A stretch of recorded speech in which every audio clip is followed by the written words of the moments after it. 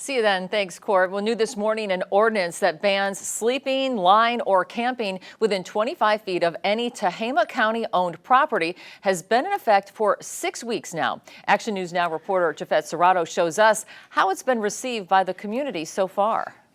Not all buildings have experienced people sleeping there, but the one that has is the old Tehama County Courthouse here in Red Bluff.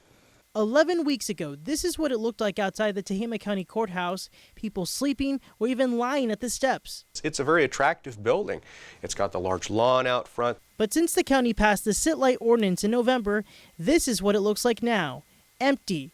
There's even a sign warning folks not to do this. Tehama County DA Matt Rogers tells me he hasn't heard anybody being cited for lying, sleeping, or camping within 25 feet of any Tehama County-owned properties. To me, it means that it's having the desired effect. It's a deterrent against these activities. But not everybody is on board with this new law. I think it's very wrong. I think we should have all rights to sleep where we can. Krista Walmuth has been living on the streets for 4 years now, and one of the spots she could always count on to feel safe was the courthouse. It's safe here, and you can't go down to the park there because there's people selling drugs and doing bad things. District Attorney Matt Rogers tells me he helped write this ordinance because of what his staff was dealing with on a daily basis. They were coming to work and having to step over people who were blocking doorways.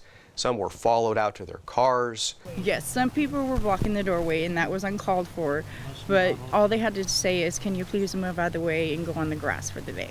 Wilmoth says more help is needed for unhoused people since there's no shelter in the county right now. It breaks my heart because they should have the shelters open for the homeless. The goal is ultimately not to prosecute people. The goal is to stop the conduct. Some folks who didn't want to go on camera tell me they do support this ordinance, but they're still seeing piles of trash left behind.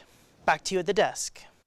And Rogers tells Action News Now he hasn't received any legal challenges to this ordinance. The homeless organization in Tehama County called PATH does not plan to have a shelter for folks until another year or two.